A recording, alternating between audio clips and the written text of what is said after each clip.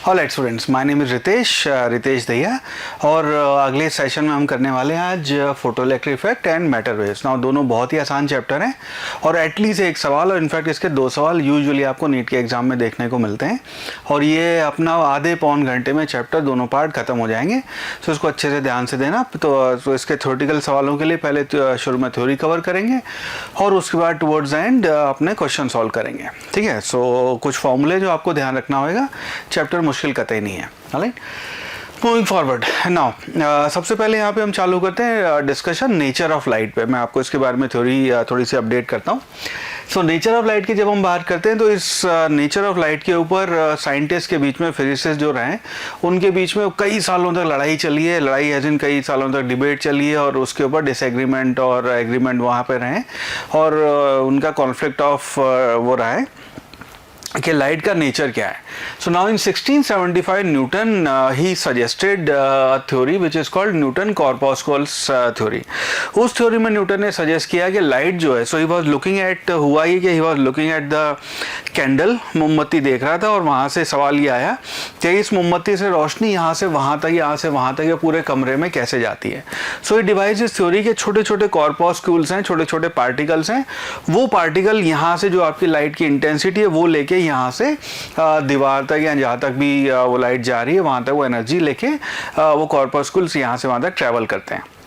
उसके बाद अगर यहाँ बात करें कॉर्पस्कुल थ्योरी के बाद, और इसने कहा कि आपकी जो थ्योरी है corpuscle, so light travel as particle. 1690 में Huygens he gave his wave theory और इस वेव थ्योरी में उसने कहा कि लाइट का नेचर जो है वेव नेचर है। हालांकि उस दौरान साइंटिस्ट ने इस थ्योरी को बिल्कुल रिजेक्ट कर दिया, कहते नहीं तो बिल्कुल बेकार थ्योरी है, light doesn't travel like a wave, because बहुत सारी चीज़ें ये एक्सप्लेन नहीं कर पा रहा था। इस थ्योरी के बारे में और डिटेल में हम वेव ऑप्टिक्स के चैप्टर में पढ़ते हैं। सो यहाँ पे हाइगन ने जब अपनी वेव थ्योरी दी तो उसमें कहा कि भाई लाइट आपकी वेव की तरह ट्रैवल करती है, उसका लाइट का वेव नेचर है। उसके बाद 1861 में मैक्सवेल ने अपनी इलेक्ट्रोमैग्नेटिक वेव थ्योरी दी और उसके बाद बताया कि लाइट जो यहाँ से जा रही है उसमें इलेक्ट्रो और मैग्नेटिक दोनों पोर्शन है और उनकी वजह से light as a electromagnetic wave travel करती है।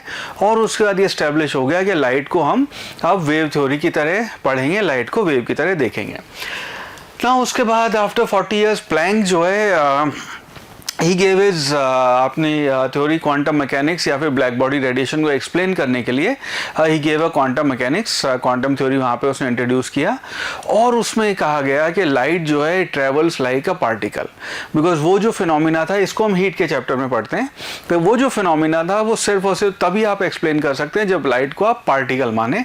अगेन ये डिबेट जो थी फिर इंटेंसीफाई हो गई कि लाइट जो है वो वेव है या पार्टिकल, बिकॉज ये वाली थ्योरी कह रही है वेव है, ये वाली थ्योरी कह रही है कि आपका वेव नेचर है और पार्टिकल नेचर है। Now in 1905 Einstein gave his famous photo electric effect, जिसके बारे में इस चैप्टर में हम पढ़ने वाले हैं। सो आइंस्टीन ने यहाँ पे अपने को फोटो इलेक्ट्रिक इफेक्ट दिया। अगेन इस फोटो इलेक्ट्रिक इफेक्ट को समझाने के लिए he use particle nature of light. तो इसके बाद फिर ये काफ़ी स्टैब्लिश होने लगा कि लाइट का नेचर जो पार्टिकल नेचर है और उसी से चीज़ें लोग एक्सप्लेन करने लगे। नाउ उसके बाद 1924 में there came a scientist, his name was de Broglie, and in his PhD thesis he propose that light has a dual nature. वहाँ पे प्रपोज किया गया है कि लाइट का जो नेचर है वो डुअल है, वो पार्टिकल नेचर भी है और वो वेव नेचर भी है। डिपेंडिंग ऑन क्या सिचुएशन है, लाइट कैन डिसाइड कि वो पार्टिकल की तरह ट्रैवल करेगी या फिर वेव की तरह ट्रैवल करेगी। इनके बीच जो फर्क है, कब पार्टिकल है कब वेव है, इसको हम वेव ऑप्टिक्स में पढ़ेंगे। ठीक है, और उसके बाद 1927 में 2 साइंटिस्ट थे, डेविसन और गर्मर, दे डिड दिस एक्सपेरिमेंट जहाँ पे उन्होंने एक्चुअली प्रूव किया कि लाइट का जो dual nature de Broglie wavelength में या डी ब्रॉगली मैटर वेव्स में दिया गया वो एक्सपेरिमेंटली प्रूव हो सकता है और वो बात बिल्कुल सही है। उसके बाद लाइट का, आपके बाद हम ये मानते हैं कि लाइट का नेचर जो है वो डुअल नेचर है, कभी वो पार्टिकल की तरह बिहेव करती है और कभी वो लाइट आपकी वेव की तरह बिहेव करेगी। ऑलराइट, अलग अलग सिनेरियो कब है, कब पार्टिकल कब वेव, ये बात हम वेव ऑप्टिक्स के चैप्टर में पढ़ेंगे। इस वाले चैप्टर में हम इसको पार्टिकल नेचर मान के फोटो इलेक्ट्रिक इफेक्ट पढ़ रहे हैं, तो इस केस के लिए हम यहाँ पे लाइट का पार्टिकल नेचर ही अज्यूम करके इस चैप्टर को आगे कंटिन्यू करेंगे। नाउ सारी जो चीज़ें हैं वो आपकी जो फोटो इलेक्ट्रिक इफेक्ट है वो आपका बेस्ड है अपने फोटोन थ्योरी पे। तो यहाँ पे फोटोन जो है उसको हम कहते हैं according to quantum theory, Planck gives this quantum theory, वहाँ पे लाइट हमें कहते हैं कि लाइट ट्रेवल्स इन पैकेट्स और क्वांटाज ऑफ पार्टिकल्स ऑफ फोटोन। तो लाइट जो है वो ट्रेवल करती है आपके क्वांटाज या फिर पार्टिकल की तरह, वहाँ पे क्वांटा ऑफ पार्टिकल या पुलिंदा जिसको हम कहते हैं, छोटे छोटे पैकेट्स के तौर पे आपकी लाइट ट्रेवल कर रही है, उसको हमने नाम दिया यहाँ पे फोटॉन्स। तो लाइट आपके फोटॉन्स की तरह ट्रेवल कर रही है। इसकी फोटॉन्स की जो इंपॉर्टेंट प्रॉपर्टी है, जो अपने सिलेबस का पार्ट है, थ्योरेटिकल सवाल में बड़ी इंपॉर्टेंट एस्पेक्ट है, ये आपको आना चाहिए। सो यहाँ पे हम कहते हैं photon travels with speed of light. तो पहली चीज़ हम ये कहेंगे फोटॉन्स के बारे में कि लाइट की स्पीड से फोटॉन्स ट्रेवल करते हैं। नेक्स्ट हम ये कहते हैं कि rest mass of photon is zero. तो अगर आपने फोटोन की अगर बात करनी है, फोटोन का रेस्ट मास हम जीरो मानते हैं। फोटोन का इनहेरेंटली अपना कोई मास नहीं होता है, इसको हमें यहाँ पे ध्यान रखना है। नेक्स्ट है there is no concept called photon conservation. मतलब ये क्या, जैसे हम फोटो इलेक्ट्रिक इफेक्ट की बात करेंगे तो यहाँ पे आपके फोटोन बड़े सारे इंसिडेंट हैं और यहाँ पे मान लो 1 लाख फोटोन गिर रहे हैं, उसके बाद आपके कुछ फोटोन यहाँ पे एब्जॉर्ब हुए, कुछ फोटोन यहाँ पे रिफ्लेक्ट हो जाएंगे। उन सारी कहानी में फोटोन कंजर्वेशन का कोई रोल नहीं है। तो 1 लाख फोटोन आ रहे थे तो 80,000 गए तो 20,000 एब्जॉर्ब हुएंगे, ऐसा कोई ज़रूरी नहीं है। आपके फोटोन है वो फोटोन एब्जॉर्ब भी हो सकते हैं और हो सकता है यहाँ से कुछ और फोटोन आपके रिलीज भी हो जाएं। सो हम यहाँ पे फोटोन कंजर्वेशन नाम की कोई क्वांटिटी नहीं बात करेंगे। राइट, नेक्स्ट इसके बाद करते हैं, हम ये कहते हैं all the photons of particular frequency और wavelength possess the same energy. तो जितने भी फोटोन है आपकी, अगर लैम्डा फिक्स्ड है या उसकी अगर फ्रीक्वेंसी फिक्स्ड है, तो क्योंकि उनकी स्पीड ऑफ लाइट जो है वो सी है, उनकी स्पीड ऑफ लाइट है विच इज सी, तो उस केस में सबकी हम एनर्जी को बराबर करेंगे irrespective of intensity of the radiation. तो रेडिएशन की इंटेंसिटी कोई भी, उससे कोई फर्क नहीं पड़ेगा। अगर वेवलेंथ फिक्स्ड है तो 6000 एंगस्ट्रॉम का जो फोटोन है, 4000 आपके एंगस्ट्रॉम का जो फोटोन ट्रैवल कर रहा है, वो उसकी सेम एनर्जी होगी 4500 फोटॉन्स की, जिनकी वेवलेंथ 4000 है। ये एक थ्योरी है, इसको मान के ही इसी बेसिस पे सारी चीज़ें हम एक्सप्लेन करेंगे। नेक्स्ट यहाँ बात करते हैं द इंक्रीज इन इंटेंसिटी।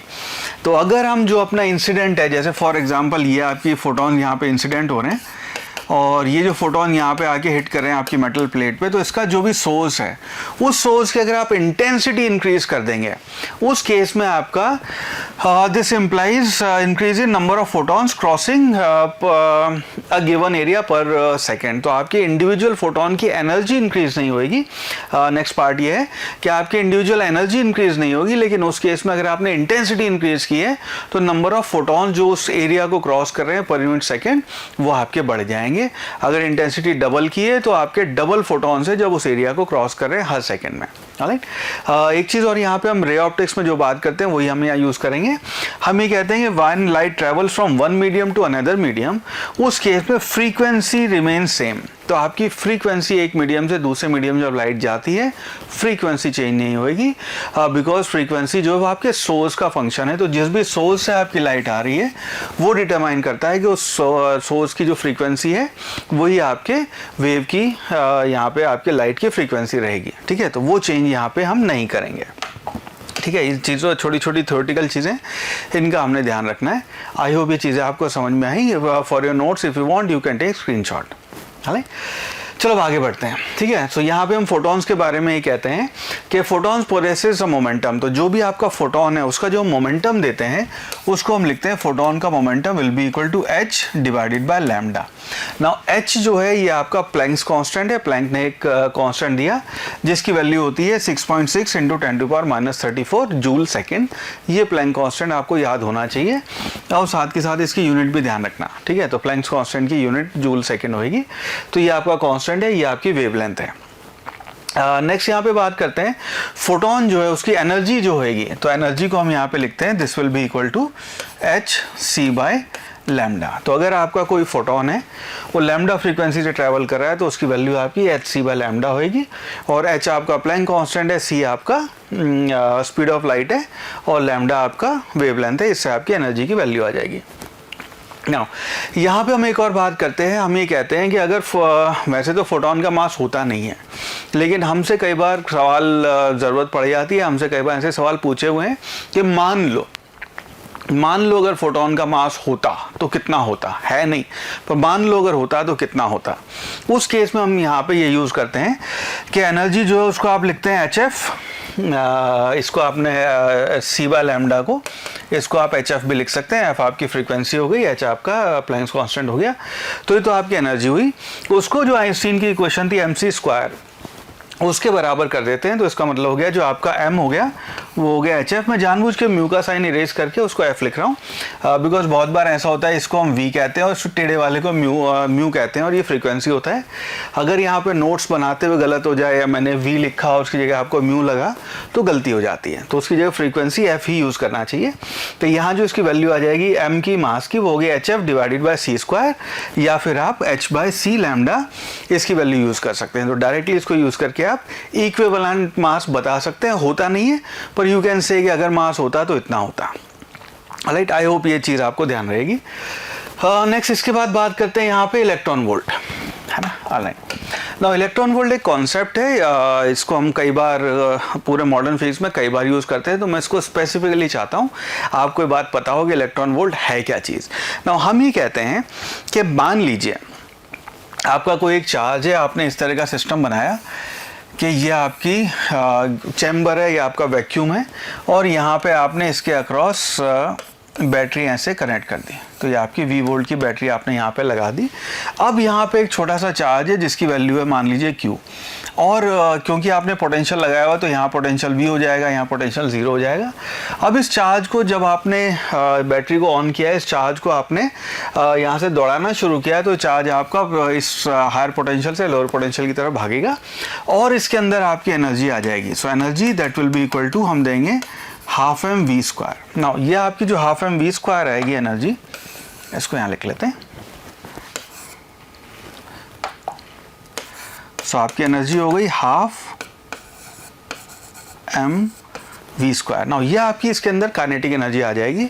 ये kinetic energy this will be equal to आपका Q charge multiplied by V। ये हमने करंट इलेक्ट्रिसिटी के चैप्टर में पढ़ा है कि अगर आप एक Q चार्ज को V वोल्टेज देते हैं तो उसकी इलेक्ट्रिक फील्ड आती है, एक्सेलेरेशन आता है वगैरह वगैरह, और ये उसका वर्क डन हो जाएगा उसके ऊपर। तो आपकी जो एनर्जी आई वो आपके वर्क डन के बराबर हो जाएगी। सो जो एनर्जी आई वो आपकी QV हो जाएगी। नाउ हम यहाँ पे एक नई डेफिनेशन डिफाइन करते हैं, बिकॉज अगर जो हमने इससे पहले E को लिखा था हमने E is equal to HC by lambda. Now इसको जब हम कैलकुलेट करेंगे तो वैल्यू आएगी जूल में।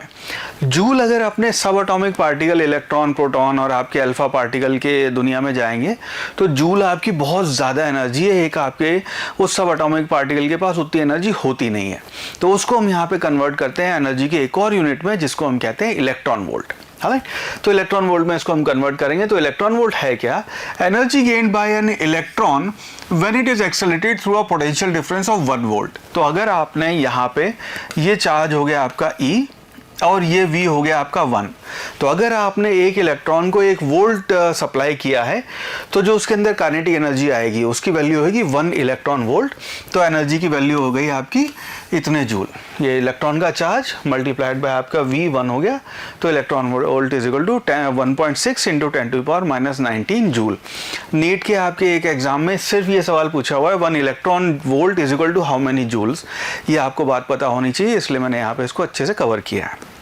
नेक्स्ट यहाँ पे बात करते हैं, हमने जो एनर्जी देखी इसको हमने कहा कि भाई एनर्जी तो होती है अपनी HC by lambda, very nice, पर ये वैल्यू है जूल में। जूल यहाँ पे बहुत बड़ी एनर्जी है, उसको हमें कन्वर्ट करना पड़ेगा इलेक्ट्रॉन वोल्ट में। इलेक्ट्रॉन वोल्ट में कन्वर्ट करने के लिए हम इसको लिखते हैं E is equal to HC divided by lambda multiplied by आपका E आपका इलेक्ट्रॉन का चार्ज हो गया। अब ऐसे करके ये वैल्यू इलेक्ट्रॉन वोल्ट में आ जाएगी। नाउ H की वैल्यू होती है 6.6 इंटू 10⁻34, C हो जाएगा आपका 3 इंटू 10⁸, डिवाइडेड बाय E आएगा 1.6 इंटू 10⁻19।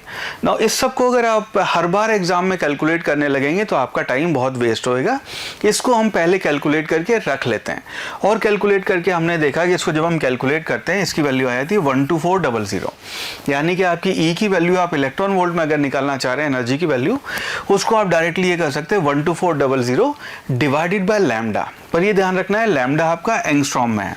तो अगर मैं आपसे पूछूंगा 6000 एंगस्ट्रॉम की अगर लैम्डा की वैल्यू है, एनर्जी क्या होगी, तो उस केस में energy will be equal to 12400 divided by 6000, ये आपकी इलेक्ट्रॉन वोल्ट में एनर्जी आ जाएगी। तो इतने इलेक्ट्रॉन वोल्ट आपकी एनर्जी हो गई उस वाले पार्टिकल की जिसकी लैम्डा 6000 है।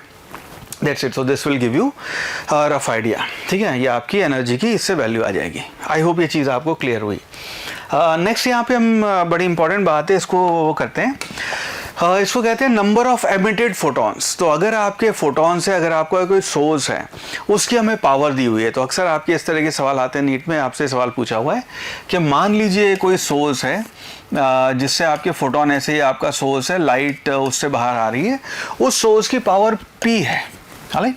हमें बताना है कि कितने फोटोन आपके पर सेकंड वहाँ से रिलीज हो रहे हैं। तो उस केस में अगर अपने को पावर P दी हुई है और हमें ये पता है ना, वो बताना है कितने फोटोन आ रहे हैं, तो इसको हम यहाँ पे डायरेक्ट लिख सकते हैं, पर सेकंड कितने फोटोन रिलीज हो रहे हैं, उसको हम लिख सकते हैं आपके number of photon will be equal to total power divided by आपका एनर्जी ऑफ वन फोटोन। तो एक फोटोन की एनर्जी अगर आप पावर से डिवाइड कर देंगे तो कितने फोटॉन्स आपके टोटल निकल रहे हैं पर सेकंड, वो उसकी वैल्यू आपको यहाँ पे मिल जाएगी, ठीक है। सो यहाँ पे n इज इक्वल टू, ये फॉर्मूला आपने ध्यान रखना है, n is equal to P by E करके यहाँ पे आपकी वैल्यू आ जाएगी। पर सेकंड कितने वो निकल रहे हैं, अगर पूछा जाए 5 सेकंड में कितने निकल रहे हैं, 1 मिनट में कितना निकल रहा है, इसको आप फिर मल्टीप्लाइड बाय टाइम से आप मल्टीप्लाई कर देंगे, तो 1 सेकंड में तो इतना आया है। पूछा जाए 60 सेकंड में कितना निकल रहा है, 60 से हम इसे मल्टीप्लाई कर लेंगे, ठीक है। इसी में E की वैल्यू आप रखेंगे तो E को आप HF रख सकते हैं या फिर HC बाय लैम्डा रख सकते हैं, तो ये आपके सारे फॉर्मूले नंबर ऑफ फोटॉन्स के बन जाते हैं। तो डायरेक्ट जब ये सवाल पूछा जाए इस फॉर्मूले को आपने ध्यान रखना है, ठीक है। चलो नेक्स्ट बात करते हैं इंटेंसिटी ऑफ लाइट की। नाउ इंटेंसिटी है, इंटेंसिटी को हम डिफाइन करते हैं energy crossing per unit area normally per second, that is called intensity of light. तो अगर आपकी कोई मान लीजिए सरफेस है, इस सरफेस पे किसी एक सोर्स से लाइट आ रही है, तो यहाँ पे आपका कोई सोर्स रखा हुआ है, वहाँ से आपकी लाइट गिर रही है, हम कहते हैं इसकी इंटेंसिटी क्या होगी। इंटेंसिटी को हम डिफाइन करते हैं एनर्जी या फिर आप कह सकते हैं पावर पर यूनिट एरिया। तो आपकी अगर पावर डिफाइंड है इसकी कि इतने पावर का आपका बल्ब है, इतने पावर वोल्टेज का आपको बल्ब दे रखा है, डिवाइडेड बाय एरिया कर देंगे, उससे आपकी टोटल इंटेंसिटी आ जाएगी। और एक चीज़ और ध्यान रखना है, इसको अगर हम वेव्स के चैप्टर में पढ़ चुके हैं, कई जगह और हम बात कर चुके हैं कि अगर मान लीजिए आपका सोर्स है, इस सोर्स से अगर आपकी लाइट एमिट हो रही है और मुझे पूछा जाए कि ये बताओ R1 के डिस्टेंस पे और मान लीजिए R2 के डिस्टेंस पे हमें कितनी इंटेंसिटी इससे देखने को मिलेगी। सो उस केस में आपकी जो इंटेंसिटी होती है that is proportional to 1/r²। ये वाली बात हम करते हैं पॉइंट सोर्स के लिए। तो अगर आपका पॉइंट सोर्स है, पॉइंट सोर्स के लिए आपकी इंटेंसिटी r² से वेरी करती है। और अगर आपका लाइन सोर्स होता है, इसको हम वेव्स के चैप्टर में कवर कर चुके हैं, तो अगर आपका लाइन सोर्स है उससे इंटेंसिटी आपकी I जो है वो 1/r के प्रोपोर्शनल होगी, ठीक है। तो ये आपका इंटेंसिटी 1/r² से वेरी करेगी। तो इसको बस ये ध्यान रखना है, यहाँ पे ये मिस हो गया है, इसके पीछे चला गया, तो 1/r² है ये, ठीक है। So it's given by 1/r²। तो आपसे नीट में सवाल पूछा हुआ है कि 2 सोर्स हैं, आपका 1 मीटर पे जो इंटेंसिटी आ रही है वही आपकी 4 मीटर पे जाके कितनी हो जाएगी, 4 मीटर पे जाके 1/4² की वजह से 1/16 हो जाएगी। सो 1/16 का रेशो आ जाएगा वहाँ पे, ठीक है। तो इस तरह के सिंपल रेशो के सवाल आते हैं अपने को, चलो आगे मूव करते हैं। हाल चलो अब समझते हैं अपना फोटो इलेक्ट्रिक इफेक्ट है क्या चीज़, ठीक है। सो क्यों इसकी कहानी कर रखी है और एक्चुअली है क्या चीज़। नो, इसको ऐसे देखना है कि फोटो इलेक्ट्रिक इफेक्ट जो उसकी डेफिनेशन है, स्नैरियो क्या, उसको मैं पहले बता देता हूँ क्या है।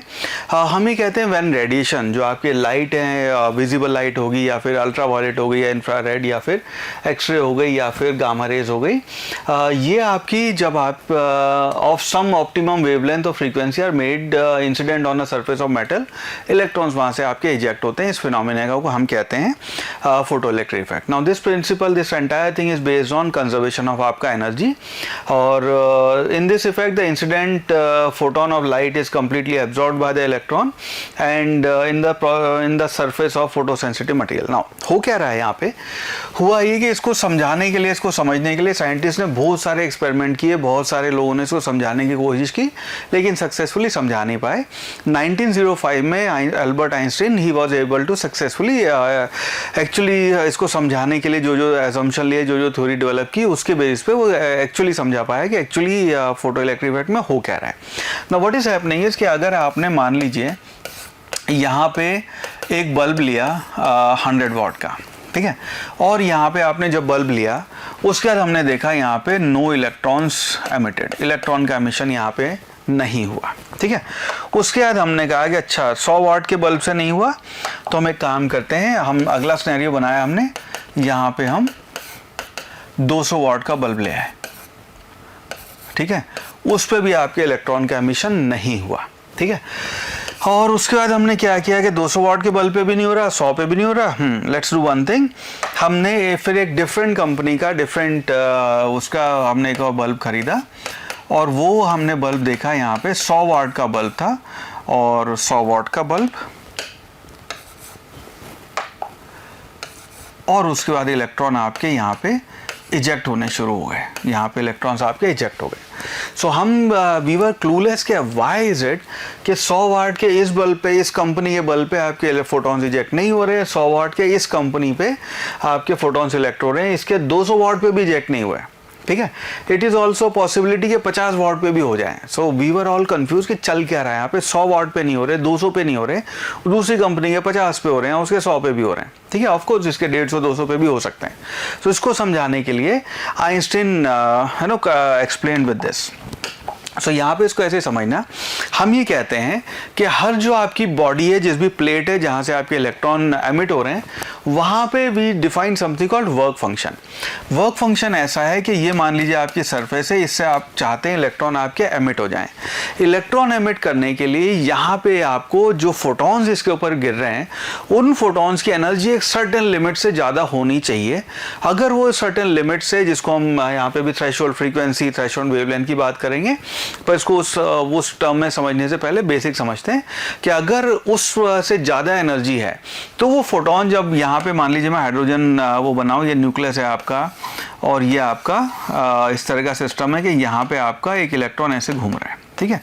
हाइड्रोजन लाइक आपका वो है कि एक शेल है, दूसरा शेल है और एक इलेक्ट्रॉन है, एग्जांपल के लिए हम ऐसा ले रहे हैं। तो यहाँ पे जब इलेक्ट्रॉन ऐसे गोल गोल घूम रहा है और यहाँ पे फोटोन आके इस इलेक्ट्रॉन से टकराया, सो नाउ इस इलेक्ट्रॉन की जो आपकी बाइंडिंग एनर्जी थी इसके साथ, न्यूक्लियस के साथ जो इसकी बाइंडिंग एनर्जी थी, जिसकी वजह से गोल गोल घूम रहा था सारी जिंदगी के लिए, वो एनर्जी इस फोटोन ने इसको प्रोवाइड कर दी। अब क्योंकि इसके पास वो एक्सेस एनर्जी आ गई है, ये यहाँ से रिलीज हो गया। अब वो कहता है कि मुझे इसे लगा न्यूक्लियस के आसपास इस एटम में सारी ज़िंदगी घूमने की ज़रूरत नहीं है, अब मैं आज़ाद हूँ, और वो यहाँ से रिलीज़ हो गया, ठीक है। उसके लिए जो बहुत इंपॉर्टेंट और बहुत क्रूशल चीज़ है वो ये है कि इस जो आपका फोटोन आ रहा है उसकी एनर्जी इस बाइंडिंग एनर्जी से ज़्यादा होनी चाहिए, और आपकी जो बाइंडिंग एनर्जी है वो मटेरियल की प्रॉपर्टी है। अगेन यहाँ पर हम एटॉमिक स्ट्रक्चर में नहीं जाएंगे, बाइंडिंग एनर्जी हम मेटल के लिए कैलकुलेट करके रखते हैं कि सीजियम आपका वो है, आयरन है, स्टील है, कॉपर है, जो भी आपकी मेटेलिक प्लेट है उसकी binding energy kind of fixed हम मानते हैं, अपने सिलेबस में हम ऐसा करेंगे। तो उसकी बाइंडिंग एनर्जी यहाँ पे फिक्स्ड है, उस बाइंडिंग एनर्जी को हम कहते हैं यहाँ पे वर्क फंक्शन, ठीक है। तो minimum energy of photons, definition technical देखेंगे तो ये minimum energy of photon required to eject an electron from a metal surface is known as work function, या फिर उसके थ्रेशोल्ड एनर्जी। तो जो मिनिमम एनर्जी देनी है कि भाई अगर इस इलेक्ट्रॉन को बाहर आने के लिए 4 इलेक्ट्रॉन वोल्ट की एनर्जी चाहिए, तो जो आपके फोटोन आ रहे हैं उनकी एनर्जी मिनिमम 4 तो होनी ही चाहिए। अगर वो 3.25 है, 3.5 है, 3 है, 2.5 है, तो ये इलेक्ट्रॉन आपके, इसने अगर फोटोन एब्जॉर्ब कर भी लिया तो भी इसके पास इतनी एनर्जी नहीं होगी कि यह यहाँ से अपना न्यूक्लियस का वो बाइंडिंग एनर्जी है उसको छोड़ के बाहर चला जाए, ये पॉसिबल नहीं हो पाएगा। उसको हम यहाँ कहते हैं आपकी बाइंडिंग एनर्जी, वो आपका वर्क फंक्शन कहलाता है। इसको डिफाइन करने के लिए हम लिखते हैं will be equal to HF naught, और ये हो जाएगा आपका HC बाय लैम्डा नॉट। तो ये आपकी वर्क फंक्शन की वैल्यू हो गई। कुछ किताबों में इसी वर्क फंक्शन को फाई नॉट से भी डिनोट करते हैं। तो ये फाई नॉट आपका हो गया, HF नॉट, H नॉट ये आपकी फंडामेंटल फ्रीक्वेंसी हो गई, या उसकी क्रिटिकल या थ्रेशोल्ड फ्रीक्वेंसी भी नाम देते हैं हम इसको, ठीक है। और लैम्डा नॉट हो गई आपकी वेवलेंथ हो गई। तो जो भी फोटोन यहाँ पे गिरेगा उसकी वैल्यू, उसकी जो एनर्जी की वैल्यू है, उस फोटोन की एनर्जी आपकी इस फाई नॉट से, इस W नॉट से, HF नॉट से, HC बाय लैम्डा नॉट से एनर्जी ज़्यादा होनी चाहिए, तब इलेक्ट्रॉन इजेक्शन पॉसिबल है, ठीक है। नेक्स्ट यहाँ पे हम बात करते हैं थ्रेशोल्ड फ्रीक्वेंसी या फिर आपके थ्रेशोल्ड वेवलेंथ की। जो ये आपकी थ्रेशोल्ड फ्रीक्वेंसी और ये थ्रेशोल्ड वेवलेंथ है, तो उसको हम कहते हैं मिनिमम फ्रीक्वेंसी जो आपका फोटोन आ रहा है, बिकॉज फोटोन की एनर्जी जो है उसको आपने डिफाइन किया HF या फिर उसको आपने लिखा hc/λ। तो ये जो मिनिमम एनर्जी आपकी है उसके करस्पॉन्डिंग जो आपका F या फिर लैम्डा होएगा उसको हम कहते हैं थ्रेशोल्ड फ्रीक्वेंसी या फिर threshold wavelength. Minimum frequency required to eject the electron from a surface is called threshold frequency या फिर मैक्सिमम वेवलेंथ। और यहाँ पे जो आपकी इलेक्ट्रॉन एजेक्ट करने के लिए एनर्जी उससे ज़्यादा होनी चाहिए, यानी कि जो आपकी फ्रीक्वेंसी है उससे आपकी इंसिडेंट फ्रीक्वेंसी जो आ रही है उसकी वैल्यू इस फ्रीक्वेंसी से ज़्यादा होनी चाहिए। क्योंकि लैम्डा के ये इन्वर्सली प्रोपोर्शनल है, इसलिए लैम्डा की वैल्यू उससे कम होनी चाहिए। ठीक है, आई होप ये चीज़ आपको समझ में आई यहाँ पे। Now based on this Einstein gave his famous equation. Equation ही कहती है कि आपकी जो जैसे मान लो यहाँ पे आपका न्यूक्लियस है, एग्जांपल के लिए एक न्यूक्लियस बना लेते हैं और ये आपका इलेक्ट्रॉन है। इस इलेक्ट्रॉन को बाहर निकालने के लिए आपको φ0 की मिनिमम एनर्जी चाहिए। ठीक है, आपका जो फोटोन है, जो यहाँ पे फोटोन आके टकरा रहा है, उसकी एनर्जी है आपकी HF। φ0 आपकी एनर्जी है और इसको φ0 को आप HF0 भी लिख सकते हैं। सो नाउ इस इलेक्ट्रॉन ने इस फोटोन को एब्जॉर्ब किया, उसके बाद ये आपका इलेक्ट्रॉन बाहर आ जाएगा। ठीक है, फोटोन यहाँ पे एब्जॉर्ब हो गया और इलेक्ट्रॉन बाहर आ रहा है। जब इलेक्ट्रॉन बाहर आएगा तो इसकी जो काइनेटिक एनर्जी होएगी वो काइनेटिक एनर्जी इन दोनों का डिफरेंस होएगी।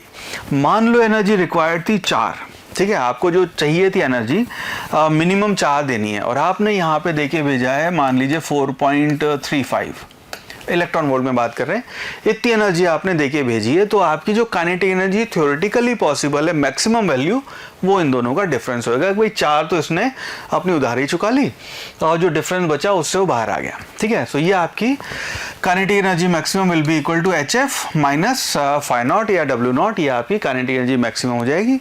इसी को लैम्डा की टर्म में लिखेंगे तो इसको आप लिख सकते हैं HC 1/λ माइनस 1/λ0, ये आपकी काइनेटिक एनर्जी की वैल्यू हो जाएगी। ये अगेन ध्यान रखना है हमने, ये काइनेटिक एनर्जी की मैक्सिमम पॉसिबल वैल्यू है, ज़रूरी नहीं इतनी हो, ये भी पॉसिबल है। एक्सपेरिमेंटली नोटिस किया गया है कि इन दोनों के बीच का जो डिफरेंस है 0.35 आना चाहिए था। हमने नोटिस किया कि जो आपका इलेक्ट्रॉन बाहर आ रहा है 0.35 से ना आगे 0.25 से बाहर आया है, फॉर द सिंपल रीज़न कि आते आते वो टकराते हुए आया, एनर्जी उसकी लॉस हो गई वगैरह वगैरह, उस वजह से उसकी थोड़ी सी एनर्जी लॉस हुई है और वो उससे ये मैक्सिमम पॉसिबल एनर्जी है, इससे कम भी हो सकती है, ज़ीरो भी हो सकती है कि जस्ट बस बाहर निकला है। ठीक है, बाहर आना था, दोनों के इतना डिफरेंस होना चाहिए, बट वो टकरा टुकरू के वो एनर्जी अपनी वेस्ट करते हुए आया और जस्ट आपकी जीरो एनर्जी से जस्ट बाहर एमिट हुआ है। This is also possible. I hope ये आपको एक्सप्लेनेशन समझ में आया यहाँ तक। इसके बाद इसके कुछ एक्सपेरिमेंटल सेटअप देखते हैं, आपका एक्सपेरिमेंटल सेटअप क्या था, और इसी के साथ साथ मैं आपको फिर स्टॉपिंग पोटेंशियल और समझाता हूँ। और स्टॉपिंग पोटेंशियल पे काफ़ी बार सवाल बनते हैं, उसके हम ग्राफ भी देखेंगे। अलराइट, नाउ इसको एक्सपेरिमेंटली कैसे डेमोन्स्ट्रेट किया गया उसको एक बार समझते हैं। दो साइंटिस्ट थे, Hallwachs and Lenard. They did their experimental separately, 2 different अलग अलग कंट्रीज में इंडिपेंडेंटली, और दोनों ने इस तरह का सेटअप बना के इसको थ्योरेटिकली फिर इसके साथ साथ प्रैक्टिकली एक्सपेरिमेंटली भी प्रूव करके देखा। तो सेटअप कुछ इस प्रकार है कि ये मान लीजिए आपका चेम्बर है और ये आपकी मेटल प्लेट है। इस मेटल प्लेट से आपके इलेक्ट्रॉन इजेक्ट होने हैं, और यहाँ पे आपकी लाइट मान लीजिए ऐसे करके लाइट इस पे आ रही है। सो यहाँ पे आपके फोटॉन्स यहाँ पे आके टकरा रहे हैं, उसके बाद लाइट की वजह से यहाँ पे आपके इलेक्ट्रॉन्स एमिट होके इस डायरेक्शन में ऐसे ऐसे यहाँ से यहाँ तक भागेंगे। ठीक है, दिस व्हाट इट इज़। सो हमने नोटिस किया कि इलेक्ट्रॉन जब ये लाइट यहाँ पे आपकी इंसिडेंट हुई है, इलेक्ट्रॉन यहाँ पे आया, उसके बाद एक सेटअप का पार्ट ये भी है।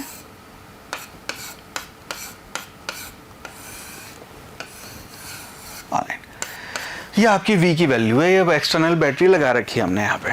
नाउ ये आपका सेटअप कुछ ऐसा है कि हमने इस V की वैल्यू शुरू में 0 रखी। ठीक है, 0 रखी मतलब हमने बस ये नोटिस किया कि इलेक्ट्रॉन यहाँ से वहाँ तक जा रहे हैं, हमने कोई एक्सटर्नल इसको सपोर्ट नहीं किया या अपोज नहीं किया। और इसी के साथ साथ हमने ये क्या किया कि यहाँ पे मेजर करने के लिए हमने एक एमीटर लगा दिया which is sensitive. Sensitive ammeter है। सेंसिटिव का मतलब ये कि अगर एक भी इलेक्ट्रॉन यहाँ से वहाँ तक गया तो एमीटर जोर मारेगा, एमीटर में रीडिंग आएगी, हमें पता चलेगा कि अरे करंट आया, मतलब इलेक्ट्रॉन यहाँ से वहाँ तक दौड़ के गया है, या एक और इलेक्ट्रॉन यहाँ से वहाँ तक पहुँच गया। 100 इलेक्ट्रॉन पहुँचे, उसकी करस्पॉन्डिंग यहाँ पे आपको करंट की वैल्यू देखने को मिली।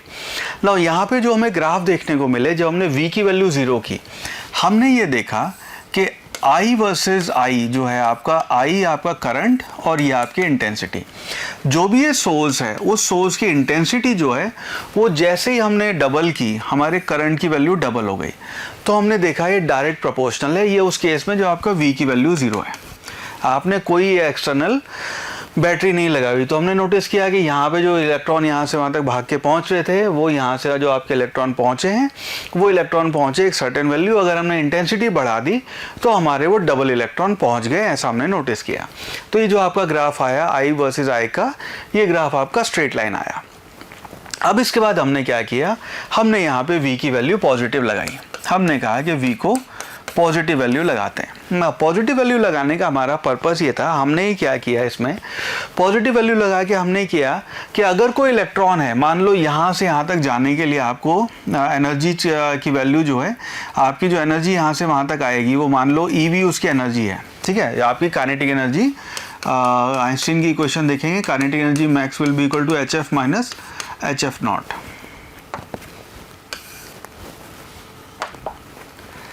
HF माइनस HF नॉट, ये आपकी काइनेटिक एनर्जी मैक्सिमम वैल्यू आएगी। नाउ यहाँ से यहाँ तक जाने के लिए कुछ वर्क डन की ज़रूरत है, और जो आपका वर्क डन है वो मान लो 1 जूल या 1 इलेक्ट्रॉन वोल्ट या 1.5 इलेक्ट्रॉन वोल्ट है। कोई आपका इलेक्ट्रॉन ये पॉसिबल है कि यहाँ से निकला तो सही, लेकिन यहाँ तक नहीं पहुँचा। अब वो क्योंकि यहाँ तक नहीं पहुँचा तो उसकी वजह से करंट नहीं आएगा। हमने कहा कि अब हम V की वैल्यू पॉजिटिव लगाएंगे। इसका मतलब ये है कि इसको हमने कैथोड बना दिया, इसको हमने एनोड बना दिया। ये आपका नेगेटिवली चार्ज, ये आपका पॉजिटिवली चार्ज। इलेक्ट्रॉन जो एक यहाँ से एमिट हो गया है, वो हर इलेक्ट्रॉन यहाँ से वहाँ तक पहुँचेगा। वी विल मेक श्योर कि आपका हर इलेक्ट्रॉन यहाँ से वहाँ तक पहुँचे। अब उसके बाद हमने इसको प्लॉट किया। हमने जब इसको प्लॉट किया, हमने यहाँ पे देखा जो करंट है और जो आपका V है उसको हमने प्लॉट किया। तो पॉजिटिव वैल्यू के लिए मान लीजिए पहले जो V की वैल्यू 0 थी, तो आपका I नॉट ये करंट की वैल्यू आ रही थी, आपका करंट इतना आया। अब जब हमने V की वैल्यू बढ़ाई, उस केस में करंट आपका इंक्रीज हुआ, और ये करंट आपका इस तरह जाके यहाँ पे ये इंक्रीज हो गया, और इसकी एक मैक्सिमम वैल्यू हो गई I मैक्सिमम। इस I मैक्सिमम को हम बोलते हैं सैचुरेशन करंट। सैचुरेशन करंट का मतलब ये है कि इस पर्टिकुलर इंटेंसिटी के लिए जितने मैक्सिमम इलेक्ट्रॉन आपके एमिट हो सकते थे वो सारे एमिट हुए, और उसको यहाँ से वहाँ तक हमने सबको पहुँचा दिया। उससे ज़्यादा की गुंजाइश नहीं है। तो आपका करंट जो है वो उससे ज़्यादा पॉसिबल नहीं है, बिकॉज ये करंट आपका इस बैटरी की वजह से नहीं हो रहा है। ये आपका करंट इलेक्ट्रिसिटी का चैप्टर नहीं कि बैटरी लगाई, रेजिस्टेंस है, उसकी वजह से करंट आ रहा है। नहीं, करंट आ रहा है आपके इलेक्ट्रॉन के यहाँ से वहाँ तक जाने की वजह से। तो आपकी एक I मैक्सिमम की वैल्यू आ गई, इसको बोलते हैं हम सैचुरेशन करंट। तो वो आपकी मैक्सिमम वैल्यू हो गई, सैचुरेशन करंट की वैल्यू हो गई। तो ये करंट हमने नोटिस किया कि हमने जैसे इंटेंसिटी बढ़ाई, इसके अलग अलग वेरिएशन ऑफ ग्राफ मिलेंगे, वो मैं थोड़ी देर में कवर करता हूँ कि हमने इंटेंसिटी बढ़ाई तो क्या होएगा, V1 V2 रखा तो क्या होएगा। बट ये पॉजिटिव इफेक्ट अपने को यहाँ पे समझ में आया। राइट, इसके बाद हमने क्या किया, फुर्सत थी करने को, एक्सपेरिमेंट बहुत टाइम था अपने पास। हमने इस बार इस V को, मैं रेड कलर यूज कर रहा हूँ, उल्टा लगाया। उल्टा लगाने का मतलब ये है कि इस बार V जो हुआ वो नेगेटिव वाला हो गया। इस वजह से ये आपका एनोड हो गया, ये आपका कैथोड हो गया। ठीक है, इस वजह से उल्टा लगाने की वजह से हमारा पर्पस ये था। अब इस वजह से हुआ ये कि जो इलेक्ट्रॉन यहाँ से जा रहे थे उसको हम जाने नहीं देना चाहते। हम कहते उसको रोक के रखेंगे, नहीं जाने देंगे आगे। एक भी इलेक्ट्रॉन यहाँ से वहाँ तक नहीं पहुँचना चाहिए, ये अपना पर्पस है। उस केस में जैसे जैसे हम V की नेगेटिव वैल्यू बढ़ाते गए, हमने नोटिस किया करंट की वैल्यू कम हो रही है, और करंट की वैल्यू कुछ इस तरह आगे कम हुई। ठीक है, ये आपकी वैल्यू आ गई उस मैक्सिमम पोटेंशियल की, इसको स्टॉपिंग पोटेंशियल बोलते हैं। ये माइनस VS की वैल्यू आएगी। ये हो गया आपका मैक्सिमम नेगेटिव V, और ये वो मैक्सिमम नेगेटिव V है, ये वो मैक्सिमम नेगेटिव पोटेंशियल है, जिसके बाद हमने नोटिस किया कि एक भी इलेक्ट्रॉन यहाँ से वहाँ तक नहीं जा रहा था। करंट में, सेंसिटिव एमीटर में एक भी रीडिंग हमें नोटिस नहीं हुई। इसका मतलब ये है कि जो आपकी मैक्सिमम काइनेटिक एनर्जी से पार्टिकल बाहर आ रहा था, जो आपकी मैक्सिमम पॉसिबल वैल्यू थी, वो हमने पता कर ली कि कितनी है, कि एक जो महारथी सारी एनर्जी लेके वापस आ रहा, बाहर निकल के आ रहा था, उसको भी रोक लिया जिसकी हाईएस्ट एनर्जी थी, वो भी आके इसके बाद आगे नहीं बढ़ा है। इसका मतलब ये हम यहाँ पे लिखते हैं कि आपकी जो काइनेटिक एनर्जी मैक्सिमम होगी that will be equal to, हम लिखते हैं EVS, और VS आपका स्टॉपिंग पोटेंशियल है। इसके ऊपर डायरेक्ट सवाल पूछे जाते हैं तो इसको ध्यान रखना है। तो कई बार सवाल हमें दिया जाता है कि स्टॉपिंग पोटेंशियल की क्या वैल्यू होगी अगर मैक्सिमम काइनेटिक एनर्जी इतना है, या हमें HF और HF नॉट की वैल्यू देके ये पूछते हैं स्टॉपिंग पोटेंशियल बताओ। तो इस केस में काइनेटिक एनर्जी मैक्सिमम को यहाँ रख के E से डिवाइड करके आपकी स्टॉपिंग पोटेंशियल की वैल्यू आ जाएगी। तो बहुत ही सिंपल सा कॉन्सेप्ट है। पहले हमने क्या किया है, रिवाइज करवाता हूँ आपको। पहले हमने क्या किया, बैटरी 0 रखी, 0 रखी तो हमने नोटिस किया कि जैसे हमने इंटेंसिटी बढ़ाई, करंट अपना उसी रेशो में बढ़ा। उसके बाद हमने लगाई इस बार पॉजिटिव बैटरी। पॉजिटिव बैटरी लगा के हमने करंट नोटिस किया, इंटेंसिटी को जो आपका सोर्स था उसको चेंज नहीं किया हमने। उसके बाद हमने क्या किया, इसकी वैल्यू पॉजिटिव की, हमने नोटिस किया करंट धीरे धीरे धीरे बढ़ा और एक मैक्सिमम वैल्यू के बाद जाके सैचुरेट हो गया, उसके बाद वो नहीं बढ़ा। दैट मीन्स वहाँ पे आपकी साई मैक्स की वैल्यू आ गई, इससे ज़्यादा इस इंटेंसिटी के लिए करंट पॉसिबल नहीं है। उसके बाद हमने लगाई उल्टी बैटरी। उल्टी बैटरी जो हमने ऐसे करके यहाँ पे इसको ऐसे कनेक्ट किया था इस एमीटर के साथ, उसके बाद हमने नोटिस किया कि जो करंट है उसको हमने जाने नहीं देना है। हमने नोटिस किया कि एक मैक्सिमम वैल्यू आई, आपकी नेगेटिव वैल्यू आएगी, उस मैक्सिमम वैल्यू के बाद आपका करंट फ्लो होना बंद हो गया। उसको हमने नाम दिया stopping potential. So this is called stopping potential. Alright,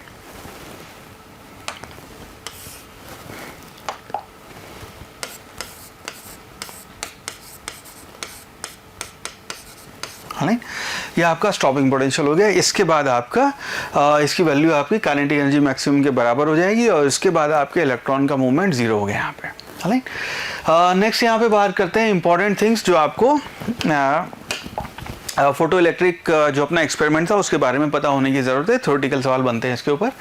पहला ये कि higher incident frequency more, it means more energetic photons. तो अगर आपकी इंसिडेंट फ्रीक्वेंसी जो आपकी हम बात कर रहे थे HF, तो जो आपका इंसिडेंट फोटोन है उसकी अगर फ्रीक्वेंसी ज़्यादा है तो इसका मतलब है कि जो आपके फोटोन आ रहे हैं उनकी इंडिविजुअल एनर्जी ज़्यादा होगी।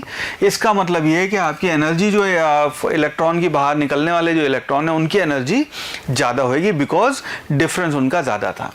यहाँ पे हम कहते हैं increasing the intensity of light. अगर आपने इंटेंसिटी बढ़ाई, पिछली बार हमने वहाँ पे फ्रीक्वेंसी की बात की थी, इस बार हम इंटेंसिटी की बात कर रहे हैं। अगर आपने इंटेंसिटी बढ़ाई, लायक फोटोन जो है, जो कि वो वाले फोटोन थे जिनकी वैल्यूज आपके वर्क फंक्शन से ज़्यादा थी, अगर उसकी इंटेंसिटी बढ़ाई तो आपके नंबर ऑफ फोटॉन्स बढ़ेंगे लेकिन उनकी इंडिविजुअल एनर्जी नहीं बढ़ेगी। ठीक है, इंडिविजुअल एनर्जी बढ़ना काय के ऊपर डिपेंड करता है कि ओरिजिनल जो फोटोन आ रहा था उसकी अपनी एनर्जी कितनी थी, वर्क फंक्शन कितना था। नंबर ऑफ इलेक्ट्रॉन बढ़ जाएंगे अगर आपके फोटोन आपने डबल ट्रिपल 4 गुना कर दिए तो उतने ही हम कहते हैं सेम रेशो में आपके इलेक्ट्रॉन्स इंक्रीज हो जाएंगे। ठीक है, इस बात को भी आपने ध्यान रखना है। नाउ इसके कुछ जो अभी हमने ग्राफ की बात की, उन ग्राफ को एक बार अलग से वो ग्राफ के सेक्शन में पढ़ लेते हैं। तो इसका ग्राफ का सवाल आया तो इन चीज़ को ध्यान रखना। तो ग्राफ नंबर 1 है जिसमें हम कहते हैं कि हमने जब एक्सटर्नल वोल्टेज नहीं लगाया हुआ था उस केस में आपका जो करंट आई और इंटेंसिटी जो है वो आपके डायरेक्टली प्रोपोर्शनल है। इंटेंसिटी अगर आप डबल करेंगे, जैसे जैसे इसको आप बढ़ाएंगे, आपकी करंट की वैल्यू उसी रेशो में बढ़ती चली जाएगी। दिस व्हाट वी से। ऑलराइट, नेक्स्ट सेकेंड ग्राफ है, इसकी हम बात करते हैं यहाँ पे कि अगर आपकी इसकी वैल्यू जो है आई और वी के बीच, जो अभी हमने एक ग्राफ बनाया था, अभी हमने एक ग्राफ बना के ऐसे देखा था कि भाई ये ग्राफ इसका ऐसे जाके ऐसे वेरी करेगा।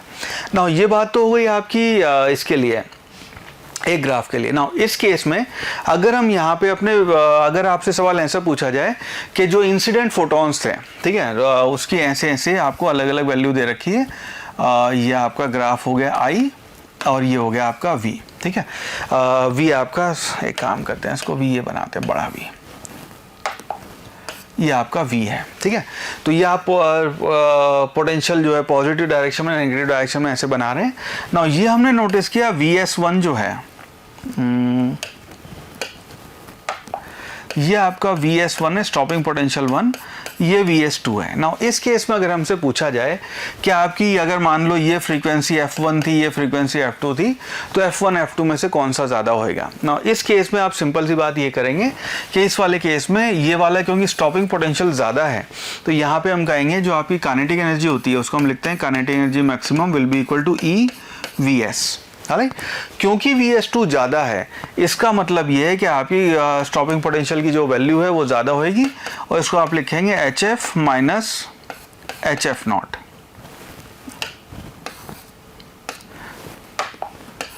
HF माइनस HF नॉट, इसका मतलब है कि उसकी फ्रीक्वेंसी भी अगर ये VS ज़्यादा हो गया 1 के लिए या इस एग्जांपल में 2 के लिए ज़्यादा है, तो उसका मतलब ये आपकी 2 की फ्रीक्वेंसी की वैल्यू भी ज़्यादा हो जाएगी। This what this graph depicts, ठीक है। सो इसकी चीज़ को आपने ध्यान रखना है। नेक्स्ट ग्राफ की यहाँ पे बात करते हैं। वो ग्राफ है आपका 3 अलग अलग इंटेंसिटी के लिए अगर हमें ग्राफ बना दिया। सो ये आपका जो ग्राफ बना था तीनों का स्टॉपिंग पोटेंशियल आपका सेम है, लेकिन आपके ग्राफ जो ऐसे ऐसे करके जा रहे हैं, इसकी इंटेंसिटी I1 है, I2 है और I3 है। तो 3 अलग अलग इंटेंसिटी के लिए हमें कहा गया ये ग्राफ है, बताओ I1 I2 I3 में कौन ज़्यादा होएगा। क्योंकि आपके मैक्सिमम जो सैचुरेशन वैल्यू है करंट की उसकी वैल्यू I3 के लिए ज़्यादा है, इसका मतलब है कि I3 जो है वो आपका I1 I2 से ज़्यादा होएगा। So we will say I3 will be greater than I2 will be greater than I1। तो इंटेंसिटी ज़्यादा है तभी उसका करंट की ज़्यादा वैल्यू होगी, बिकॉज करंट और इंटेंसिटी डायरेक्टली प्रोपोर्शनल है, ठीक है। नेक्स्ट ये ग्राफ है आपका लीनियर स्लोप वाला ग्राफ है।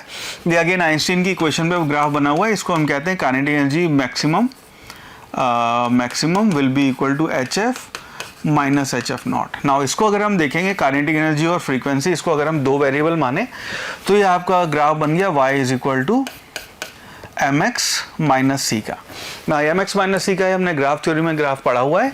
इसका जो ग्राफ बनेगा वो आएगा, स्लोप आपका पॉजिटिव है, इंटरसेप्ट नेगेटिव है, तो इस तरह करके आपका ग्राफ आएगा। ना ये जो वैल्यू है आपकी, ये जो वैल्यू यहाँ पे कट कर रही है, ये वैल्यू आपकी डिटरमाइन करती है ये, और ये आपका है वर्क फंक्शन। इसको फाई नॉट या फिर W नॉट भी कहते हैं। तो जहाँ पे भी ये इंटरसेप्ट कर रहा है इसको आप कहेंगे ये इसका वर्क फंक्शन है। मिनिमम इतनी एनर्जी तो चाहिए ही चाहिए आपके इलेक्ट्रॉन को इजेक्ट करने के लिए। सो इसकी वैल्यू ये हो जाएगी।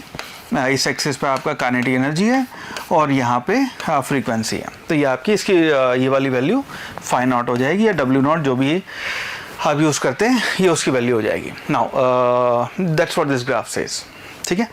लाओ आगे बढ़ते हैं। ऑलराइट, अब बात करते हैं यहाँ पे अपने मैटर वेव्स की या फिर डी ब्रॉगली की जो आपकी डुअल नेचर ऑफ लाइट की प्रॉपर्टीज है उसकी बात करते हैं यहाँ पे, ठीक है। सो हम ये कहते हैं wave associated with any moving material particle are known as आपकी डी ब्रॉगली वेव्स या फिर matter waves. So de Broglie propose के कभी भी कोई भी पार्टिकल जो मूव करता है, तो कोई भी पार्टिकल जब मूव कर रहा है बिकॉज उसके मूवमेंट की वजह से, because of its movement it creates waves, और उस वेव्स को हमने नाम दिया यहाँ पे मैटर वेव्स। या लेंथ ऑफ डी ब्रॉगली वेव्स और matter waves is known as डी ब्रॉगली वेवलेंथ। तो आपकी जो वेव्स प्रोड्यूस हुई हैं आपके मोशन की वजह से, पार्टिकल के मोशन की वजह से, उनको हमने यहाँ नाम दिया डी ब्रॉगली वेव्स या फिर मैटर वेव्स। उनकी जो वेवलेंथ है उसको हम कहते हैं यहाँ पे de Broglie wavelength. De Broglie और matter waves is independent of charge of, ये इंडिपेंडेंट है, ये ध्यान रखना, independent of the charge of the material particle. तो वो चार्ज आपका क्या है उससे फर्क नहीं पड़ता, तो आपका इलेक्ट्रॉन जाए, चाहे आपका प्रोटॉन जाए, चाहे आपका फोटोन जाए, उससे आपका कि उसका चार्ज आपका पॉजिटिव है, नेगेटिव है, जीरो है, वो उससे फर्क नहीं पड़ेगा। वो आपकी डी ब्रॉगली वेवलेंथ में या उसके वेव्स की प्रॉपर्टीज में कंट्रीब्यूट नहीं करेगा। It means matter waves or de Broglie waves is associated with every moving particle whether charge or uncharged। यहाँ पे जो de Broglie ने इक्वेशन दी बहुत ही इंटरेस्टिंग इक्वेशन है, ये आपकी इक्वेशन है। दिस इक्वेशन से de Broglie wavelength that will be equal to h divided by p। h जो है वो अपना इसको फोटो इलेक्ट्रिक इफेक्ट में हम कवर कर चुके हैं। h जो है वो आपका प्लैंक्स कांस्टेंट है, वो h की जो वैल्यू होती है उसको हम लिखते हैं 6.6 मल्टीप्लाइड बाय 10⁻⁻34 जूल सेकेंड। इसको ध्यान रखना है, यूनिट इसकी जूल सेकेंड है। कई बार यूनिट डायमेंशन के चैप्टर में इस पे सवाल बन जाता है। ये आपकी h की वैल्यू हो जाएगी, आपका प्लैंक्स कांस्टेंट है। और जो p है ये आपका मोमेंटम है, और अगर आपको वेलोसिटी दे रखी है तो उसको आपको डायरेक्ट mv भी लिख सकते हैं उसको, ठीक है। नेक्स्ट यहाँ पे जो आपके लिए इंपॉर्टेंट फॉर्मूला है इस चैप्टर में वो ये है कि आपको ये ध्यान रखना है, हमने यहाँ पे लिखा lambda is equal to h by p। Now इसको हम लिख सकते हैं h/mv, और P को ये जो हमने यहाँ पे काइनेटिक एनर्जी और मोमेंटम का जो रेशो है उसको हम यूज़ करेंगे। हम यहाँ पे लिखते हैं कि p² डिवाइडेड बाय 2m, जो उसको हम काइनेटिक एनर्जी k के बराबर लिखते हैं। ये आपकी उस पार्टिकल की एनर्जी होगी, और इसी को यूज़ करके हम कह सकते हैं आपका momentum p will be equal to √2mk। Right, इसी को हमने यहाँ यूज़ करके कहा कि इसको लैम्डा, उसको हम एनर्जी अगर हमें दी हुई कि 1 इलेक्ट्रॉन वोल्ट 4 इलेक्ट्रॉन वोल्ट ये आपकी एनर्जी है, सो h/2me ये आपकी वेवलेंथ हो जाएगी उसकी मैटर वेव की। और इसी को अगर हम वो वाला सिनेरियो यूज़ कर रहे हैं जो आपका एक्सपेरिमेंट था कि ये आपका सेटअप है, आपने एक चार्ज पार्टिकल को यहाँ से यहाँ मूव करवाया है और आपने इसको V पोटेंशियल यहाँ से अप्लाई किया है, ठीक है। सो जो V पोटेंशियल अप्लाई किया है उसकी वजह से जो आपकी एनर्जी काइनेटिक एनर्जी आ जाएगी उसकी वैल्यू आपकी QV के बराबर हो जाएगी। तो उसी को हमने एनर्जी को यहाँ पे प्लेस कर दिया QV में। नाउ नेक्स्ट, ये आपको फॉर्मूले डायरेक्ट ध्यान रखने हैं इस चैप्टर के लिए। नेक्स्ट यहाँ पे हमने चीज़ों को सिंप्लीफाई कर रखा है अपने अलग अलग जो डिफरेंट तरह के पार्टिकल्स होते हैं उसके हिसाब से, और आपको डायरेक्ट इनकी वैल्यू याद होनी चाहिए। डायरेक्ट इनकी वैल्यूज़ पे सवाल बनते हैं अपने। सो यहाँ पे हम कहते हैं इलेक्ट्रॉन और आपका फोटोन और अल्फा पार्टिकल, और या फिर ये जो गैस मॉलिक्यूल्स हैं उसके लिए आप इनको डायरेक्ट ऐसे यूज़ कर सकते हैं। तो इलेक्ट्रॉन के लिए जब हमने यहाँ पे H2m और इसकी वैल्यू डाली, इलेक्ट्रॉन का चार्ज, इलेक्ट्रॉन का मास h, उसको जो हमने कैलकुलेट किया तो ये वैल्यू आई। और इसको थोड़ा सा और मैं आपको अंदाज़ा दे दूँ, ये √150 डिवाइडेड बाय √v आता है, ठीक है। और √50 12.27 होगा। डायरेक्ट इस वैल्यू पे सवाल बनते हैं, डायरेक्ट आपको आधे मिनट के अंदर अंदर इसका रिजल्ट मिल जाएगा। सिर्फ v की वैल्यू डालनी होती है आपने, आपका रिजल्ट आ जाएगा। सो ये चारों वैल्यूज़ आपको ध्यान रखनी है। यहाँ पे हम कहते हैं इलेक्ट्रॉन के लिए 12.27 divide by √v in angstrom आपकी लैम्डा की वैल्यू आएगी, वेवलेंथ होगी। फोटोन के लिए अगेन ये फिर जो हमने वैल्यू रखी 0.286 आता है, अल्फा पार्टिकल के लिए 0.101 आता है। ये वैल्यूज़ आपको ध्यान रखनी है, बहुत इंपॉर्टेंट है। और जब हम गैस पार्टिकल की बात करते हैं उसके लिए जो आपकी एनर्जी वाली जो टर्म थी, जो नीचे हम इसको एनर्जी लिख रहे थे, ये वाला उसको हम 3mkt लिखते हैं, where k is our Boltzmann constant. ये आपको डायरेक्ट रिजल्ट याद होना चाहिए, डायरेक्ट सवाल बनेंगे इसके ऊपर, ठीक है। Alright, so this concludes the chapter. बहुत ही छोटा सा, बहुत ही प्यारा सा चैप्टर है, इसके अलावा और कुछ नहीं है इस चैप्टर में। कि लैम्डा है उसकी वैल्यू h/p होती है, और आप लैम्डा अगर कैलकुलेट करना हो तो ये सारे वैल्यूज़ को हम ऐसे ऐसे करके कैलकुलेट कर सकते हैं। अब इसके बाद हम इसके सवाल सॉल्व करना शुरू करते हैं।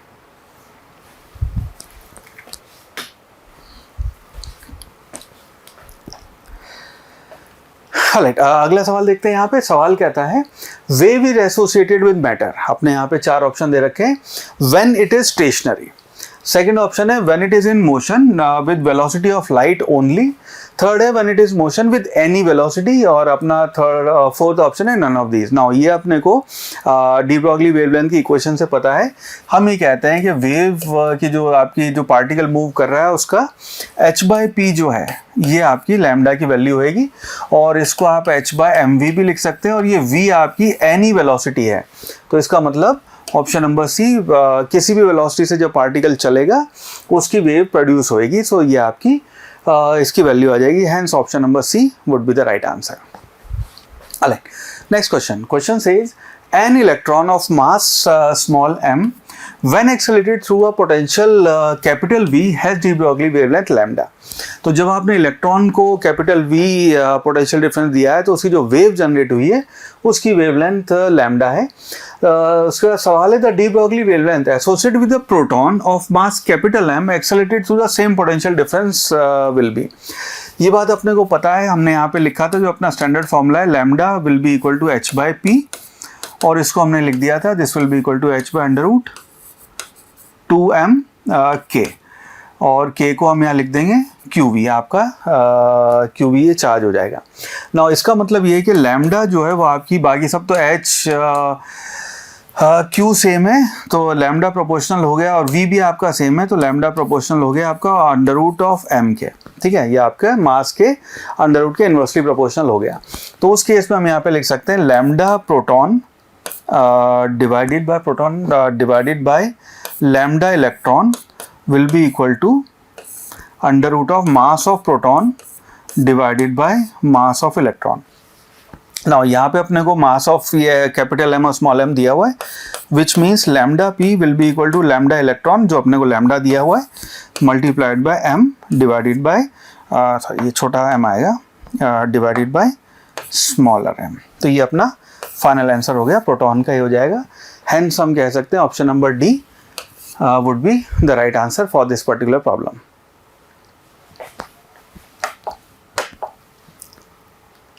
Alright, next question. Question says, an AIR station, All India Radio Station, is broadcasting the waves of wavelength अपने को दिया हुआ है lambda 300 meters. If the radiating power of the transmitter is 10 kilowatt, ये अपने को radiating power दी हुई है 10 kilowatt, then number of photons radiated per second क्या होएगा, हमें बताना है number of photon कितने radiate होंगे। ना ये भी हमने थ्योरी में बात की थी, हम यहाँ पे लिखते हैं जो आपकी पावर वो होएगी। ऑलराइट, इसको ऐसे देखते हैं। हमने कहा था कि आपके जो नंबर ऑफ टोटल फोटोन जो रिलीज हो रहे हैं आपके पर सेकंड, उसको आप लिखेंगे total power divided by individual energy, आपकी एक फोटोन की जो इंडिविजुअल एनर्जी है उसके बराबर करेंगे ना। यहाँ पे पावर तो अपने को 10 किलोवाट दी हुई है, इंडिविजुअल एनर्जी जो है उसको आप लिखेंगे P डिवाइडेड बाय ये हो जाएगी HC मल्टीप्लाइड बाय लैम्डा, ये आपकी इंडिविजुअल एक फोटोन की पावर हो जाएगी ना। इसकी अगर हम यहाँ पे वैल्यू रख दें, सो ये अपने को दिया हुआ है फोटोन जो है उसकी पावर जो है वो अपने को दी हुई है 10 multiplied by 10 to the power 3 multiplied by lambda है, लैम्डा अपने को दिया हुआ है 300 मीटर्स डिवाइडेड बाय h की जो वैल्यू होती है उसको आप लिखेंगे 6.6 multiplied by 10 to the power -34 multiplied by c 3 into 10 to the power 8।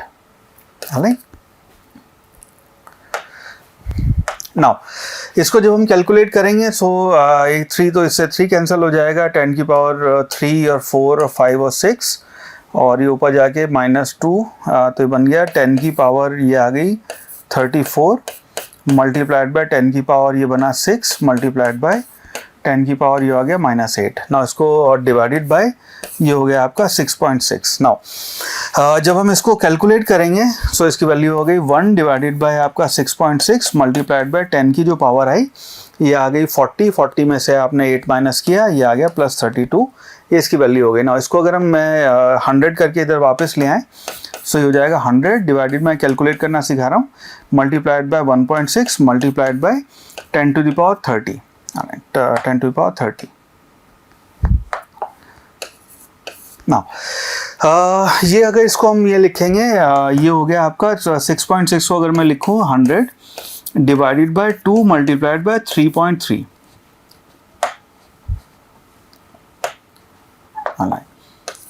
3.3। Now 10 divided by 3.3 अगर हम करेंगे तो इसकी वैल्यू आती है आपकी 3। सो ये आपका इजी कैलकुलेशन का तरीका बता रहा हूँ, एग्जाम हॉल में अगर आप फंस जाएं ऐसे तो कैसे करना है। तो ये इसकी वैल्यू हो गई 30 डिवाइडेड बाय 2, बिकॉज ये 10/3 जब आपने 3.3 किया, इसकी वैल्यू आएगी आपकी 3 मल्टीप्लाइड बाय 10 करके 30 बना, divide by 2 multiplied by 10 to the power 30। Now इसको जब आप सॉल्व करेंगे इसकी वैल्यू हो गई 1.5 multiplied by 10 to the power 31, ये आपकी वैल्यू आ जाएगी। हेंस आपको option number B would be the right answer.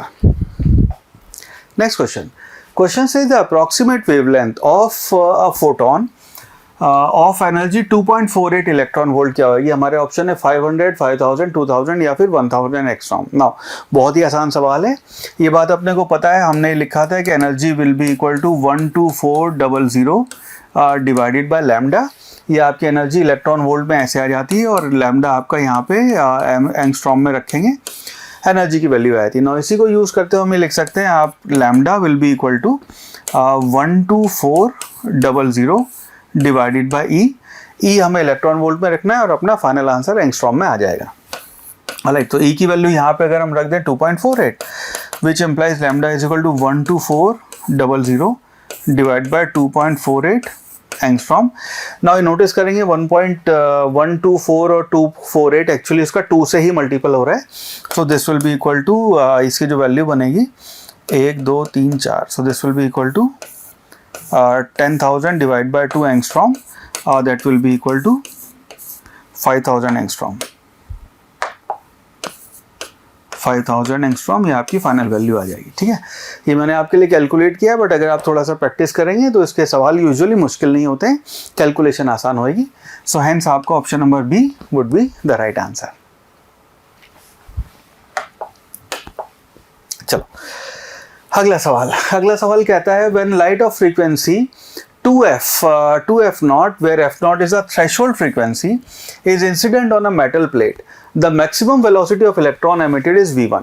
तो जब हमारी कोई मेटल प्लेट है, उस प्लेट के ऊपर हमने आपकी फंडामेंटल फ्रीक्वेंसी इस मटेरियल की थ्रेशोल्ड फ्रीक्वेंसी जो है वो f नॉट है, और यहाँ पे हमने 2f नॉट की लाइट इंसिडेंट की है, तो आपकी मैक्सिमम वेलोसिटी v1 है। मैक्सिमम वेलोसिटी अभी काइनेटिक एनर्जी पे जाएगा। ठीक है, when frequency incident radiation is increase to, यहाँ पे नोटिस करना, बहुत बार यहाँ पे शब्दों से खेल होता है, बहुत बार शब्दों से हम कहते हैं इंक्रीज बाय या इंक्रीज टू। यहाँ पे कर रखा है इंक्रीज टू, आपका 5f नॉट है।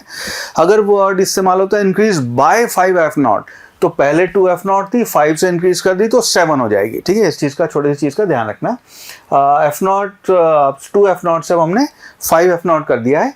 The maximum velocity of electron emitted from same plate is v2। हमें बताना है v1 और v2 का रेशो क्या होगा, और ये आपके नीट का एक्चुअली 2018 का सवाल है। नाउ इस केस में जब हम बात करेंगे, पहले आपकी 2f नॉट फ्रीक्वेंसी है, जो आपके इलेक्ट्रॉन एमिट हो रहे हैं उसकी वेलोसिटी v1 है मैक्सिमम। उसके बाद जो आपके इंसिडेंट है 5f नॉट पे फोटॉन्स, जो आपके इलेक्ट्रॉन एमिट हुए उसकी वेलोसिटी v2 है। नाउ इस केस में अगर हम आइंस्टीन की इक्वेशन यूज़ करेंगे, सो वो लिखते हैं काइनेटिक एनर्जी मैक्सिमम, जिसको आप हाफ mv² लिखेंगे, that will be equal to hf minus hf naught. Now पहले वाले केस में आपकी वेलोसिटी v1 है, और ये फ्रीक्वेंसी, ये आपकी इक्वेशन ये वाली यूज़ होने वाली है। कलर चेंज कर लेते हैं पेन का। इस केस में हम यहाँ पे कहेंगे आपकी जो वेलोसिटी v1 है, तो इसको हम लिखेंगे half mv1² will be equal to h 2f naught minus hf naught. इसको जब माइनस करेंगे तो इसकी वैल्यू आ जाएगी hf नॉट। ये आपकी पहली इक्वेशन बन गई। सेकेंड केस में हमने क्या किया, इंक्रीज करके 5f नॉट कर दिया अपने इंसिडेंट उसकी वैल्यू। सो उस केस में सेकेंड इक्वेशन को हम लिख सकते हैं 1/2 mv2² will be equal to h multiplied by 5f naught minus hf naught. इसकी वैल्यू हो जाएगी आपकी hf नॉट मल्टीप्लाइड बाय 4। ये आपकी इक्वेशन नंबर 2 हो गई। ना हमें v1 v2 का रेशियो बताना है, तो इसको अगर हम डिवाइड कर दें तो v1² डिवाइडेड बाय v2², इसकी जो वैल्यू आ गई है, यहाँ पे हाफ m कैंसिल हो जाएगा दोनों का, यहाँ पे भी hf नॉट है और ये 4hf नॉट है, ये कैंसिल हो जाएगा। सो इसकी वैल्यू आ जाएगी 1/4। इसका अगर v1 v2 का रेशो देख रहे हैं तो v1 divide by v2 will be equal to under root of 1/4, that will be equal to 1/2। हमें यहाँ पे v1 v2 का रेशो बताना है, उसकी वैल्यू आ गई 1/2। Hence option number C would be the right answer.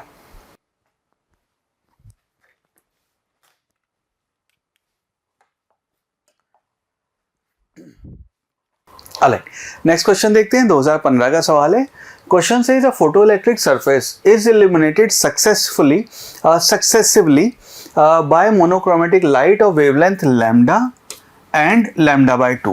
If the maximum kinetic energy of the emitted photoelectron in the second case is 3 times than in the first case, तो आपका second time में जो kinetic energy है वो 3 times है first के comparison में। सवाल है the work function of the surface of the material is, h आपका Planck constant है, c speed of light है, और ये 4 ऑप्शन अपने को दे रखे हैं, और ये आपका अगेन नीट का सवाल है, 2015 में आपसे पूछा गया है। सो फर्स्ट टाइम हमने लैम्डास का वेवलेंथ के फोटॉन्स दिए, सेकेंड टाइम हमने लैम्डा बाय 2 के वो फोटॉन्स वहाँ पे एमिट किए हैं। नाउ इस केस में हम लिखते हैं, इसको हम यूज़ करेंगे kinetic energy maximum, that will be equal to hc। इसको आप लिखते हैं hc multiplied by 1 lambda minus 1 lambda naught. Lambda naught आपकी जो वर्क फंक्शन है, एक काम करते हैं, इसको ऐसे लिखते हैं, इसको आप लिखेंगे this will be equal to hc by lambda minus phi naught. Phi naught आपका वर्क फंक्शन है जो हमें यहाँ पे बताना है, उसकी वैल्यू क्या होगी ना। दोनों केसेस जो भी अपने को दिए हुए उनकी वैल्यू डाल लेते हैं। तो पहली बार में आपकी लैम्डा की वेवलेंथ हमने यूज़ की, सो उसको हमने लिखा kinetic energy 1 will be equal to hc by lambda minus phi naught. ठीक है, सेकेंड टाइम में हमने जो लैम्डा बाय 2 की आपको इंसिडेंट वैल्यू दी है, सो ये आ गया kinetic energy 2 will be equal to hc divided by lambda by 2 है तो 2 ऊपर ले जाते हैं माइनस फाई नॉट। ये आपके सेकंड केस में वैल्यू हो गई, तो ये आपका फर्स्ट इक्वेशन, ये आपकी सेकंड इक्वेशन हो गई। ना उसके बाद हमें दिया हुआ है कि the maximum kinetic energy of the emitted photon in the second case is 3 times, यानी कि ke2 जो है वो आपका ke1 के 3 टाइम्स के बराबर है, तो उसको 3ke1 लिख लेते हैं। ठीक है, अब इन दोनों को अगर हम डिवाइड कर दें तो हम इसको लिख सकते हैं, लेफ्ट हैंड साइड आ जाएगी 1/3 will be equal to hc by lambda minus phi naught divided by 2hc by lambda minus phi naught. Now अब इसको कैलकुलेट करने के लिए हम एक काम करते हैं, इसको इधर ले आते हैं, इसको इधर ले आते हैं, सो हम क्रॉस मल्टीप्लाई कर देते हैं। So this will be equal to 2hc by lambda minus phi naught will be equal to 3hc by lambda minus 3 phi naught. ना हमें फाई नॉट की वैल्यू बतानी है, तो इस फाई नॉट को इधर ले आते हैं, इसको इधर ले आते हैं। सो इसको जब हम इधर लाएंगे, सो ये आपका 3 फाई नॉट जो है इधर प्लस बन जाएगा, माइनस फाई नॉट करके लेफ्ट हैंड साइड आपकी हो जाएगी 2 phi naught will be equal to उधर ले जाएंगे। सो 3hc बाय लैम्डा में से 2hc बाय लैम्डा माइनस करेंगे, सो ये आ जाएगा hc बाय लैम्डा। इसका मतलब ये है कि आपका जो फाई नॉट है उसकी वैल्यू हो गई 2 से इसे डिवाइड कर देते हैं, सो ये आ जाएगा hc by 2 lambda. Lambda naught नहीं है, ये लैम्डा। ये आपका फाइनल आंसर हो गया। सो बेस्ड ऑन दिस हम ये कह सकते हैं कि option number B hc by 2 lambda naught would be the right answer.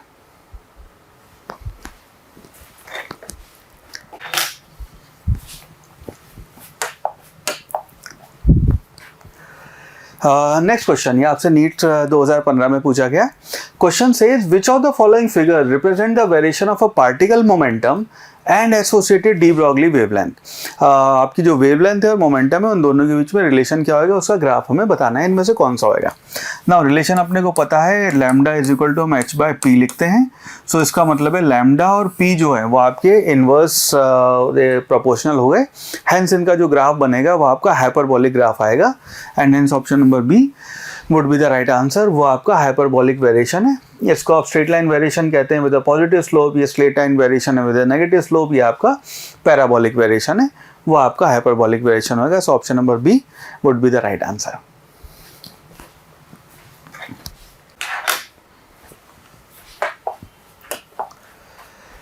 Alright, next question. Question says 2012 का सवाल है आपके एग्जाम का।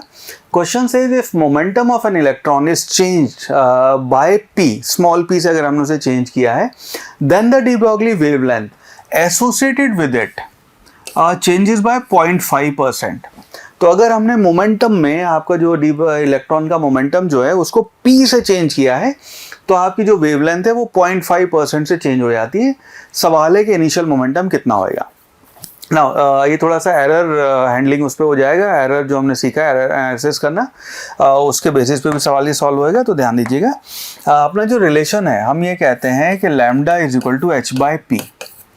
तो अगर हम यहाँ पे जो डेल्टा लैम्डा की अगर हम बात करें एरर एनालिसिस करके, so delta lambda by lambda will be equal to delta p by p। ये आपकी p में जो चेंज आया है डिवाइडेड बाय ओरिजिनल वैल्यू हो जाएगा। नाउ ये जो है अगर आप परसेंटेज वैल्यू देखेंगे तो ये वैल्यू अपने को दे रखी है, दिस इज 0.5। तो इसको एक काम करते हैं, मल्टीप्लाइड बाय 100 कर लेते हैं दोनों तरफ।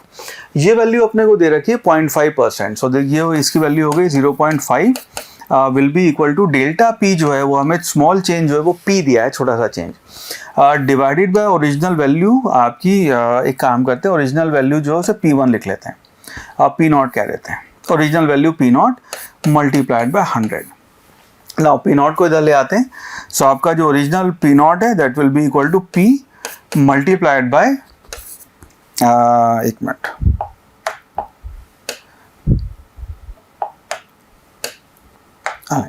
Multiplied by 100 divided by 0.5। ना 0 पॉइंट का मतलब 0.5 का मतलब हुआ आपका हाफ, तो यानी कि जो ओरिजिनल p नॉट है उसकी वैल्यू हो गई 200